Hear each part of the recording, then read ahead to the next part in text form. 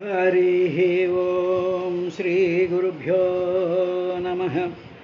ॐ जन्माद्यस्य यतोऽन्वयादितरतश्चार्थेष्वभिज्ञस्वराट् तेने ब्रह्महृदायादिकवये मुह्यन्ति यत्सूरयः तेजो वारिमृदां यथा विनिमयो यत्र त्रिसर्गो मृषा धाम्ना स्वेन सदा निरस्तकुहकं सत्यं परं धीमहि धर्मप्रोज्झितकैतवोऽत्र परमो निर्मत्सराणां सतां वेद्यं वास्तवमत्र वस्तु शिवदं तापत्रयोन्मूलनं श्रीमद्भागवते महामुनिकृते किं वा परैरीश्वरः सद्यो हृद्यवरुध्यतेऽत्र कृतिभिः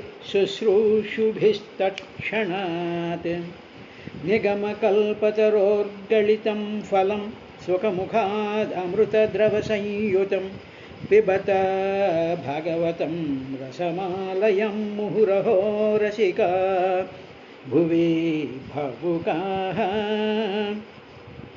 श्रीपंबुलु खण्डितसन्तापंबुलु कल्मषान्धतमसमहद्योद्दीपंबुलु पाषण्डदुरालादुरापंबुलु विष्णुवन्दनालापंबुल् पावनमुलु दुरितलतालावणमुलु नित्यमङ्गलप्राभव सञ्जीवनमुलु जीवनमुलु लक्ष्मी संभावनमुलु वासुदेव पदसेवनमुल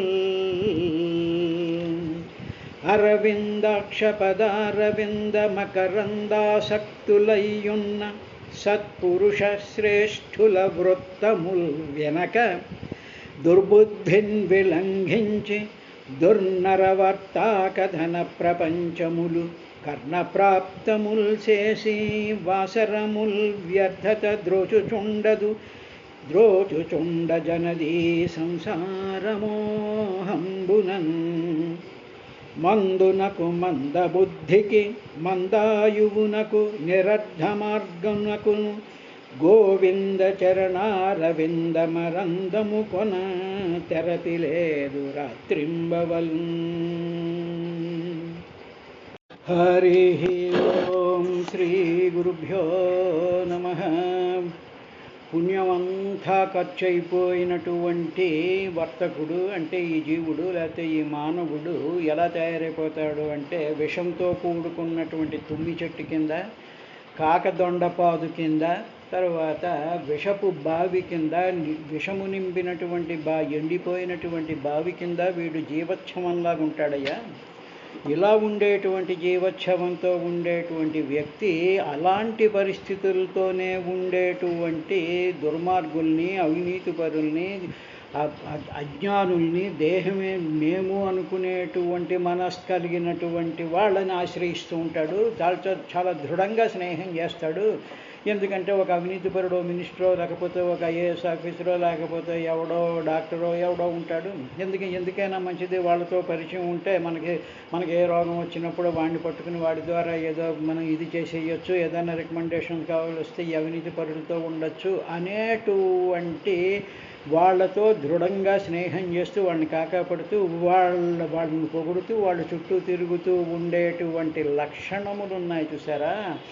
అటువంటి లక్షణములు అటువంటి వారి చేత అటువంటి శరీరమే నేను అనుకుని అహంకార మమకారంతో విర్రవీగిపోతూ ఉండేటువంటి ధనవంతుల్ని కానీ, మోసగాళ్ళని కానీ, అవినీతిపరుల్ని కానీ, రాజకీయ నాయకుల్ని కానీ మనలోనే ఉండేటువంటి అహంకార స్వరూపాలతో వాళ్ళ యొక్క గుణముల చేత వీడు వంచబడుతూ ఉంటాడు. ఎప్పుడైతే వీడు వంచిస్తూ ఉంటాడో వాళ్ళ కోసం వాళ్ళు ఏదో ఇస్తారు అని చెప్పి వీడు వాడి కోసం ఏదో చేయడానికి తయారవుతూ ఉంటాడు. అలా తయారయ్యేటువంటి సందర్భంలో వేద విరుద్ధమైనటువంటి మతాన్ని స్వీకరిస్తాడు వీడు. అంటే వేదంలో ఏది చెయ్యకూడదో ఆ పన్ను వాళ్ళ కోసం చేసి పెడుతూ ఉంటాడు. అలాగా ఉండేటువంటి పరిస్థితి ఎటువంటిదంటే ఓ పరీక్షతో నీళ్లు లేనటువంటి నదిలోకి వెళ్ళి బొక్కబోర్లా పెడితే తల పగులుతున్నట్టుగా ఉంటుంది. అంటే అటువంటి దుర్మార్గులకి, అటువంటి వాళ్ళకి వీడు బినామీల కింద పనిచేసి వీడు జైలుకి వెళ్తూ ఉంటాడు, వీడు నానా ఎగచాట్లు పడుతూ ఉంటాడు.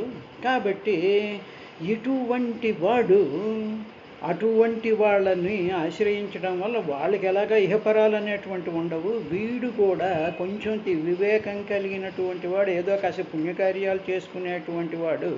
అటువంటి వాళ్ళు వస్తే దూరంగా తెలిసిన వాళ్ళైతే నమస్కారం పెట్టేసేసి మనం పక్కకి వెళ్ళిపోవడం అనేటువంటిది చెయ్యాలి తప్ప వాళ్ళతో సాంగత్యం చేసి వాళ్ళ నుంచి ఏదో లబ్ధి పొందాలి అనేటువంటి విషయంతో ఉండడం అంటే నీరు లేనటువంటి నదిలో గోతుల్లో పడి తలలు పగలగొట్టుకోవడం వంటిదే అనేటువంటి పరమ సత్యాన్ని సుఖబ్రహ్మ పరీక్ష మహారాజుకు చెప్పిన తర్వాత ఇటువంటి ఈ పుణ్యమంతా ఖర్చయిపోయినటువంటి ఇటువంటి మానవుడు ఏమండి మనకి ఇక్కడ డౌట్ వస్తూ ఉంటుంది. ఏమండి పుణ్యం అంతా సరే ఇటువంటి వాళ్ళు ఉంటారు, మరి పుణ్యం చేస్తే స్వర్గానికి వెళ్తారంటారు కదా. అవును, స్వర్గానికి వెళ్తాడు. ఎప్పుడు వీడు ఈ పుణ్యం అంతటినీ ఇక్కడ ఖర్చు చేసేసుకుంటే స్వర్గంలోకి వెళ్ళేటువంటి పని కాదు. అందువల్ల పుణ్యకార్యాలు చేయడం వల్ల మనకి వస్తున్నటువంటి ఆరోగ్యాలు కానీ, చిన్న చిన్న సంపదలు కానీ, అనుకున్నటువంటి కోరికలు తీరడం కానీ, చిన్న చిన్న సంతృప్తులు అవన్నీ కూడా మనం అనుభవించేస్తూ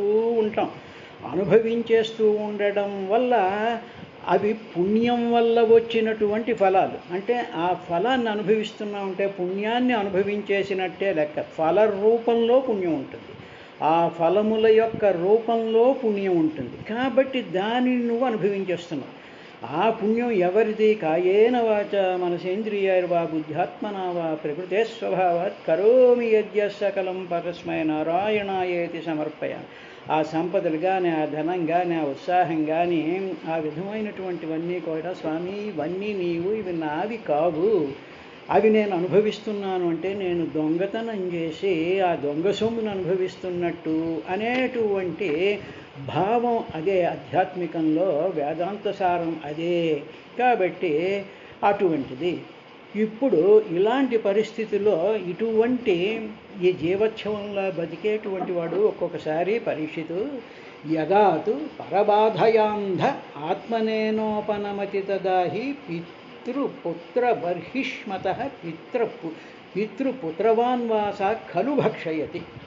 ఇలాగా వీడికి ఏమవుతుంది? ఇలా ఉండేటప్పటికి సాధారణంగా మానవులకి కొంతమందికి ఎక్కువ మంది శత్రువులు ఉంటారు, కొంతమంది తక్కువ శత్రువులు ఉంటారు, కొంత బంధువుల్లోనే మనని చేత్కారం చేసేటువంటి వాళ్ళు అంటే సొంత తమ్ముళ్ళే, సొంత అన్నలే, సొంత వీళ్ళే మన దూరం పెడుతూ ఉంటారు. ఇలాగ రకరకాలైనటువంటి పీడల చేత, శత్రువులు బాధ చేత ఒక్కొక్కసారి నీకు చెప్పాను గుర్తుందా, అక్కడ వర్తకులకు ఒక్కోసారి ఆహారం కూడా దొరకనటువంటి పరిస్థితి ఏర్పడినప్పుడు వాళ్ళు చాలా బాధపడ్డారని చెప్పాను గుర్తుందా.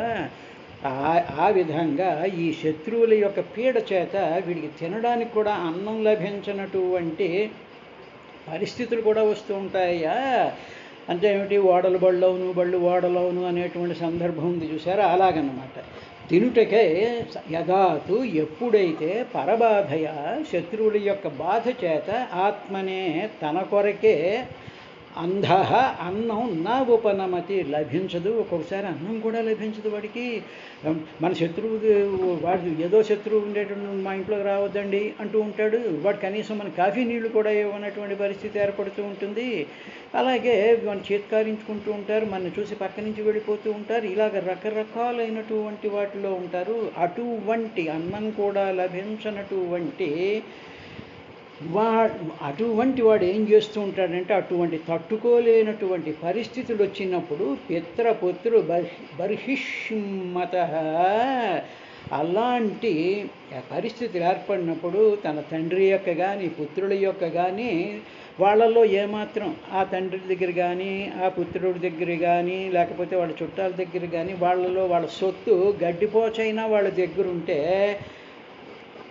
ఆ గడ్డిపోచను తీసేసుకుందాము, ఆ గడ్డిపోచను అటువంటి గడ్డిపోచల లాంటి చిన్న చిన్న ధనాలు, చిన్న చిన్న సంపదలు, ఏదో చిన్న చిన్న సహాయం చేయగలిగినటువంటి స్థితిలో అవతల వాళ్ళు ఉన్నప్పుడు తండ్రినే కానీ వాళ్ళని కూడా వీడు పీడిస్తూ ఉంటాడు. ఎందుకంటే వీడి దరిద్రం అటువంటిది.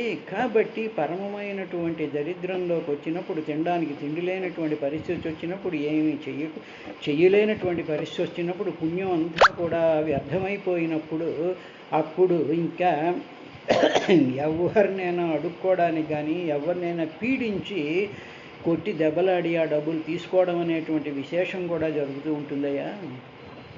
కాబట్టి అందువల్లనే చాలా దుఃఖంలో ఉండేటువంటి వాళ్ళు ఆహారం కూడా దొరకలేనటువంటి పరిస్థితుల్లో ఉండేటువంటి సందర్భంలో అటువంటి జనములు ఎక్కువైపోయినప్పుడు విప్లవాల రూపంలో జరుగుతూ ఉంటాయి.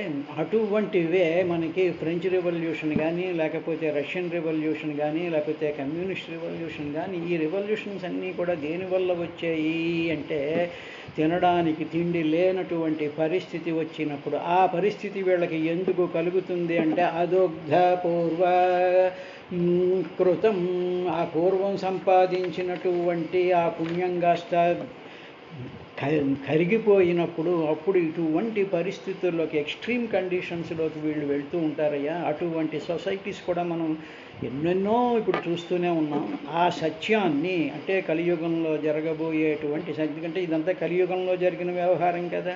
కాబట్టి ఆయన ఇండైరెక్ట్గా కలియుగంలో ఇటువంటి పరిస్థితులు జరుగుతుంటాయా అని చెప్పిన తర్వాత ఇంకా ఆయన అన్నాడు, క్వచిద్ ఆసాద్య గృహం దావత్ ప్రియార్థ విధురమ అసుఖోదర్కం శోకాగ్నినాదహ్యమానో భృశం నిర్వేదం ఉపగచ్చతి. కొన్ని పరిస్థితుల్లో వాడు నిర్వేదం వచ్చేస్తుంది. అంటే ఏమిటి? నిరాశ వచ్చేస్తుంది, నిస్పృహ వచ్చేస్తుంది, ఏమీ చేయలేనటువంటి ఒక హెల్ప్లెస్ సిచ్యువేషన్లకు నిర్వేదం ఉపగచ్చతి. ఆ నిర్వేదం దగ్గరికి, ఆ నిరాశ దగ్గరికి వెళ్ళిపోతూ ఉంటాడు. ఎప్పుడు వెళుతూ ఉంటాడంటే దానికి కారణం ఏమిటంటే, ఒకప్పుడు ఏం జరుగుతుందంటే, వాడు ఉండేటువంటి ఇల్లు ఉందే, ఆ ఇల్లు కార్చిచ్చు లాంటిది. అది ఆ ఇల్లు ఎప్పుడూ కూడా ఏదో ఒక కోరికలతో, ఏదో ఒక కార్యక్రమాలతో, ఏదో ఒక దుఃఖాలతో, సుఖాలతో, ఏదో ఒక హడావిడి దిడిగిద్దా ఉంటూ ఉంటుంది. అలాగా కార్చిచ్చు లాంటి ఇంటిలో వీడికి ప్రీతిని కలిగించేటువంటి వస్తువులు ఏమీ ఉండవు.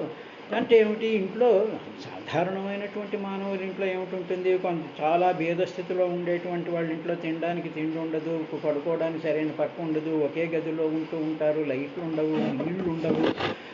ఇంట్లో ఉంటాడు, వాడికో పెళ్ళం, వాడికి పిల్లలు ఉంటారు. అలాగే ఇంకొంచెం దాంట్లో ఉండేటువంటి వాళ్ళకి, మధ్యస్థ గృహంలో ఉండేటువంటి వాళ్ళకి అనుకున్నటువంటి కోరికలు తీర్చవు. ఆ ఇల్లే కూడా ఒక రకమైనటువంటి కార్చిచ్చు లాంటిది. అంటే లోపల మంటలు పెట్టేటువంటి విధంగా ఉంటూ ఉంటుంది.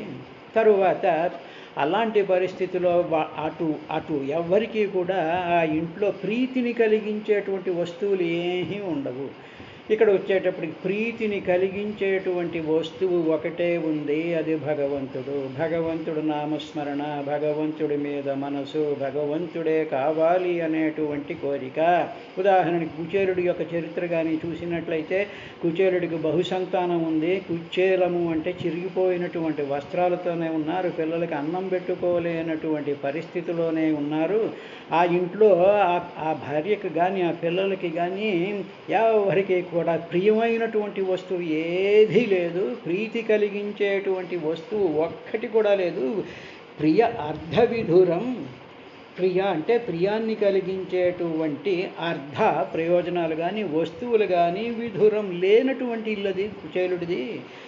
అటువంటి పరిస్థితిలో అసుఖ ఉదర్కం, అక్కడ ఏమైపోయింది? దుఃఖాల యొక్క వెల్లువే ఉంటుంది ఆ ఇల్లు. అలాంటి దుఃఖాల యొక్క వెల్లువలో ఉండేటువంటి గృహాన్ని, ఆ ఇల్లుని ఆసాద్య శోక అగ్నిచ దహ్యమాన, అటువంటి ఇంట్లో వీడు శోకం అనేటువంటి అగ్ని చేత ఇల్లంతా భగభగా మండిపోతూ ఉండేటువంటి సందర్భంలో వాడికి నిర్వేదం ఉపగచ్చతి, నిరాశ వచ్చేస్తుంది, నిస్పృహ వచ్చేస్తుంది, ఒక రకమైనటువంటి చేతకానితనం వచ్చేస్తుంది, దుర్బలత్వం వచ్చేస్తుంది, ఏదో ఒక రకమైనటువంటి ఆవేశం లాంటిది వచ్చేసేటువంటి పరిస్థితి ఏర్పడుతుంది.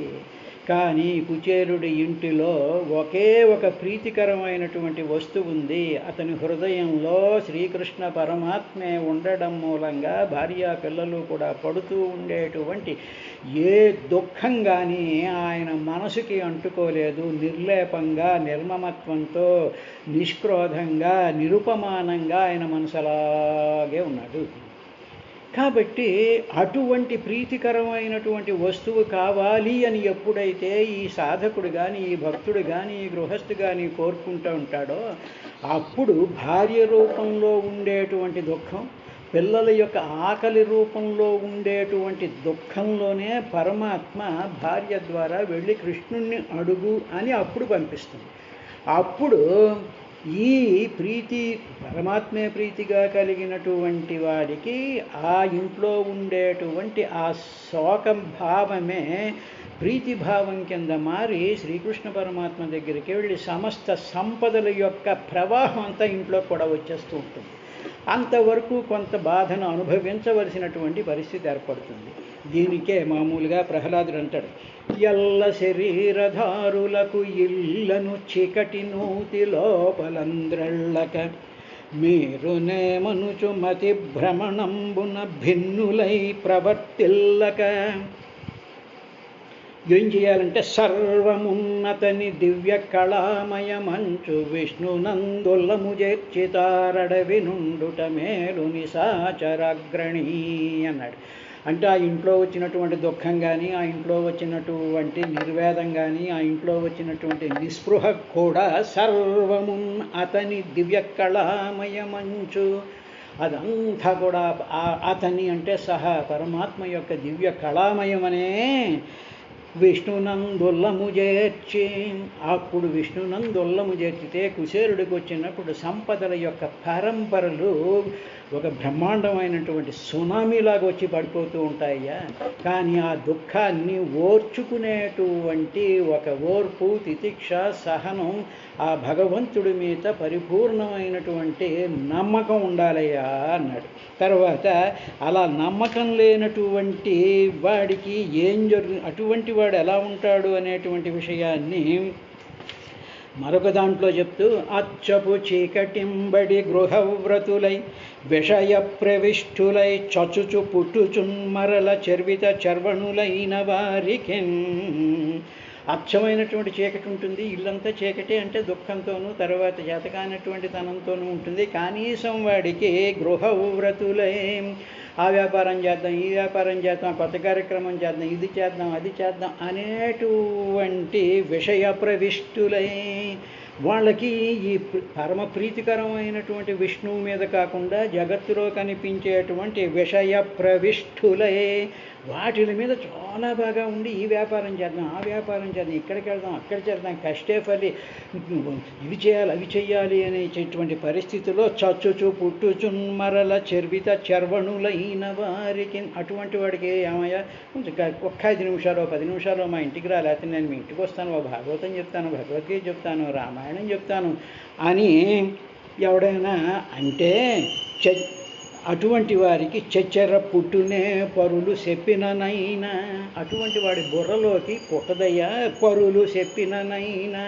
ఎవడైనా కొంచెం చెప్తాను వినవయ్యా, పోనీ మా ఇంటికి రా కూర్చో, నీకు ఒక్క 15 నిమిషాలు 20 నిమిషాలు అంతకన్నా ఎక్కువ నేను బోరు కొట్టను నేను అని పరులు చెప్పినా కూడా నిజేచ్ఛనైనా కనీసం వాడికి ఆ స్ఫురణ వినాలి అనేటువంటి కోరిక కూడా ఏమిచ్చిననైనా, లేదా మా ఇంటి కోసం మంచి కాఫీ ఇస్తాను, బిస్కెట్లు ఇస్తాను, కూల్ డ్రింక్ ఇస్తాను, నువ్వు వచ్చే ఈరోజు ఇలాగ భాగవతం 15 నిమిషాలు నువ్వు విన్నట్టయితే నీకు ఆ భగవంతుడి మీద దృష్టి కలుగుతుంది. అప్పుడు ఆయన యొక్క మనసులో ఆయన ప్రవర్తించడం వల్ల ఈ గృహవ్రతులై ప్రవిష్టులైనటువంటి ఆ భావాలు, తద్వారా వచ్చినటువంటి కామనలు, కోరికలు, దుఃఖాలు నెమ్మదిగా క్రమక్రమంగా దూరం అవుతాయి అని వాడికి ఏమి ఇచ్చిననైనను, వాడికి అవిచ్చి ఇవిచ్చి పుస్తకాలు ఇచ్చి ఇవి చేసినా కూడా కానలకేగిననైనా, అటువంటి వాడు తీర్థయాత్రలకు వెళ్ళినా, గుళ్ళోకి వెళ్ళి పారాయణ చేసినా, ఏమిచ్చిననైనా హరిప్రబోధముల్, వాళ్ళకి హరిప్రబోధాలు మాత్రం వాళ్ళ మనసుకి ఎక్కవయ్యా. నువ్వు ఏం చెయ్యి వాళ్ళకా తోచదు, ఎవడైనా చెప్తే భాగవతం వినడం, ఆ గ్రూప్లో ఉంటాడు, ఎవడు వెండు ఊరికనే నామోహమాటం కొద్దీ వాళ్ళందరూ ఉంటారు, ఎందుకు వచ్చిన గొడవరా ఏదైనా అనుకుంటే రామారావు గారు ఏదైనా అనుకుంటాడేమో అని చెప్పి పాపం ఎగ్జిట్ అయిపోవాలి అని ఉన్నా కూడా వాళ్ళు ఎగ్జిట్ అవ్వకుండా ఏదో నా మీద నేనేదో అనుకుంటాను అనుకునేటువంటి విధిగా ఉంటారు. పరుల చెప్పిననైనా ఇజ్జేచ్ఛనైనా ఏమిచ్చిననైనా కానలకేగిననైనా హరి ప్రబోధముల్ చెచ్చర పుట్టునే, వాళ్ళ మనసులో పుడతాయి అవి అనిగా అనేటువంటి విధంగా భృశం నిర్వేదముపగచ్చతే, అలాగ వాడిని రాస్తూ ఉంటాడయ్యా జీవుడు, ఆ వర్తకుడు అని చెప్పిన తర్వాత ఇంకా ఈయన రాజు కదా, రఘుగండు రాజు కదా, పరీక్షితుడు రాజు కదా, రాజవంశాలలో ఉండేటువంటి ద్రోహాలు కుట్రలు అక్కడ వాళ్ళని మనం మొఘల్ సామ్రాజ్యం కథలు చూసినట్లయితే, మిగతా వాటిని చూసినట్లయితే ఏమవుతుంది, రాజద్రోహాలు చేస్తుంటారు. రాజుగారు వీడు రాజు అయిపోయాడు, నా అన్నగారు నా తండ్రి రాజు అయిపోయాడు కాబట్టి వాడిని సంహరించేసేసి వాడి ఆస్తంతా కొట్టేసేసి వాడికి తిరుగుబాటు చేసి ఈ విధమైనటువంటి రాజద్రోహాలు ఉంటాయి చూసారా. అదేవిధంగా ఇప్పుడు కూడా మనం చూస్తున్నాం కదా, పార్టీలు మార్చేస్తూ ఉంటాడు, అవతల వాడిని మీకు ఎగనిస్ట్గా వీడు డబ్బులు ఇచ్చి వీడిని ప్రోత్సహిస్తూ ఉంటాడు. ఇలాగ రకరకాలైన కుట్రలు ఉంటాయి రాజవంశాల్లో. దాని గురించి చెప్తూ క్వచిత్ కాల విషమిత రాజకుల రక్షసాపహృత ప్రియతమ ధనాసు ప్రామృతక ఇవ విగత జీవలక్షణాస్తే, అంటే అక్కడ నీతి నియమం కట్టుబాటు ఒక సంస్కారం ఒక విధానానికి కట్టుబడి ఉండడం విశ్వాసంగా ఉండడం అనేటువంటిది ఉంటాయా. క్వచిత్ ఒక్కొక్క చోట కాల విషమిత రాజకుల రక్షస, కాలం చేత ఒక్కోసారి కాలం కలిసి రాక ప్రతికూలమైనటువంటి రాజకులం అంటే ఏమిటి, ఇంకొక రాజకులం, ఇద్దరు రాజుగారు ముగ్గురు భార్యలు ఉంటారు, అందులో మొదటి భార్య రెండో భార్య మూడో భార్యకి పిల్లలు ఉంటారు. ప్రతికూలమైనటువంటి రాజకులంలోనే ప్రతికూలంగా ఉంటుంటారు. మా పట్టపురాణి వీడికి రాజ్యం ఇచ్చేశాడని వీడికి ఇవ్వలేదని అలాగనే. అదే కదా రామాయణంలో జరిగింది. పట్టపురాణి కౌశల్య కొడుక్కి రాజ్యం చేస్తున్నాడు కాబట్టి నీ కొడుక్కి ఇవ్వాలి అని అది మందర బుర్ర చెడగొడితే కైకేయి వల్ల జరిగింది. అదంతా వేరనుకోండి, అది రావణ సంహారం కోసం జరిగినటువంటి పెద్ద నాటకం అది. కానీ మామూలు రాజవంశాల్లో ఈ విధంగా అప్పుడు ఆ రాజకులం అనేటువంటి రాక్షస స్వరూపం వచ్చేస్తుంది వాడికి. వచ్చేసి అపహృత ప్రియత మధన అసుహు. అప్పుడు ఏం చేస్తారు అంటే ఈ కుట్ర చేసేటువంటి వాళ్ళు అపహృత ప్రియతమ, చాలా ప్రియమైనటువంటి ధనాన్ని తర్వాత ఆ ప్రాణాలని కూడా తీసేస్తూ ఉంటాడు. తీసేసి వీడు రాజు అయిపోవాలి, ఆ ఖజానా అంతా వీడి దగ్గరికి వచ్చేయాలి, వాడి భార్యలందరూ కూడా వీడి భార్యలు అయిపోవాలి అనేటువంటి భావంతో వాడు ఉంటాడు. అటువంటి వాడు ఎవడంటే ప్రమృతక ఇవ, వాడు మరణించిన వాడితో సమానం. వాడు విగత జీవలక్షణ, వాడు ప్రాణముల యొక్క అసలైనటువంటి స్థితి లేనటువంటి బ్రతికున్నటువంటి వాడి లక్షణాలు ఉండవు వాడికి. వాడు ఆఫ్టర్ ఆల్ ఎలా ఉంటాడు అంటే విగత జీవలక్షణ ఆస్తే, చచ్చినటువంటి అంటే బతికి ఉన్నటువంటి శవం లాంటి వాడు అన్నాడు. అంటే ఏమిటి, నీతి విశ్వాసము ధర్మానికి కట్టుబడడం, రాజ్యాంగ విధానాన్ని ఫాలో అవుతూ ఉండడం, న్యాయానికి కట్టుబడి ఉండడం, వేదానికి కట్టుబడి ఉండడం, ధర్మానికి కట్టుబడి ఉండడం, మర్యాదగా ఉండడం, ఇవన్నీ ఈ లక్షణాలు ఎవడి దగ్గర అయితే లేవో వాడు ఎన్ని కారుల్లో తిరిగినా, ఎన్ని భవనాలు కట్టినా, ఎన్నిసార్లు వాడు ముఖ్యమంత్రులనైనా ఇంకొకటైనా వాడు శవం వలె పడి ఉంటాడు. ఎవడు విగత జీవ లక్షణ అస్తే అలా పడి ఉంటాడు వాడు. అంటే ఏం చెప్తోంది, మన భారతీయ సంప్రదాయంలో ధర్మాన్ని, నియమాన్ని, వ్యవస్థని, గృహస్థాశ్రమ ధర్మాలని, అన్ని రకాలైనటువంటి ధర్మాలని నిష్టగా నిస్వార్థంగా పాలించాలి. అలా పాలించనటువంటి వాడు దేనితో సమానము అంటే ఎండిపోయినటువంటి కాకదొండ తీగ లాంటి వాడు, విషం నింపినటువంటి నీరు లేనటువంటి బావివాడు, నీరు లేనటువంటి నదిలో వెళ్ళి తలలు పగల కొట్టుకుండేటువంటి బినామీగాళ్ళలాగా ఉంటారయ్యా వీళ్ళు అని చెప్పిన తర్వాత ఇంకా ఏమన్నాడంటే ఇటువంటి మనుషులు, సాధారణ అందరు మనుషులు, స్పెసిఫిక్గా ఇటువంటి మనుషులు కూడా కొన్ని తమాషాలు చేస్తూ ఉంటారు. అవేమిటో తెలుసా, కదాచిన్ మనోరథోపగత పితృపితామహాద్యత మహాద్య సదిత స్వప్న నిర్వృతి లక్షణమనుభవతి అన్నాడు. కదాచిత్ ఒక్కొక్కసారి అడవిలో ఉండేటువంటి వాడు ఒక్కొక్కసారి వాడు అడవిలో ఉండేదో కలలు కన్నాడని చెప్పాను చూసావా, ఆ కళలు కని ఆ కళలో వాడు ఊహించుకుంటూ ఉంటే ఈ లోపల ఎవడో దొంగలు వచ్చి పట్టుకుపోయారు అని చెప్పాను, గుర్తుందా? కదాచిత్ ఒక్కొక్క సమయంలో మనోరథ ఉపగత పితామహాది వాడు ఏం చేస్తుంటాడంటే అలాగా ఉంటూ చాలా రకాలైనటువంటి కొన్ని పదార్థాల గురించి ఊహలు చేస్తుంటే ఆ బిల్డింగ్లు కట్టేస్తాం, ఈ వ్యాపారం చేసేస్తాం, కళ్యాణ మండపాన్ని నిర్మించేస్తాం, ఫ్లాట్స్ కట్టేస్తాం, అవి చేస్తాం ఇవి చేస్తామని ఊహల్లో ఉంటాడు వాడు. ఆ పదార్థాలన్నీ కూడా అతని ఊహల్లోనే ఉన్నాయి. వాడి దగ్గరేమో 10 పైసలు లేవు, కానీ నేను ఇది చేస్తాను అది చేస్తాను అలా చేస్తాను ఇలా చేస్తాను అనేటువంటి ఊహల్లో ఉన్నాడు. అవన్నీ కూడా వాస్తవం కాదు. అదేవిధంగా అవి వాస్తవం కాదు. అదేవిధంగా తండ్రి తాత మొదలైనటువంటి బంధుత్వాలు కూడా అటువంటి ఊహాజనితమైనటువంటివే. కానీ అవే నిజమనుకుని ఈ తండ్రి ఈ తాత ఈ పిల్ల ఈ కొడుకు ఈ ఫ్రెండ్స్ ఈ కొత్త కార్యక్రమాలు ఈ ఫోటోలు ఇవన్నీ కూడా యథార్థాలే అనుకుని కళలో పొందినటువంటి క్షణిక సుఖాన్ని అనుభవిస్తూ ఉంటున్నాడు. రేపటి కార్యక్రమంలో ఇంకేం చెప్పాడనేది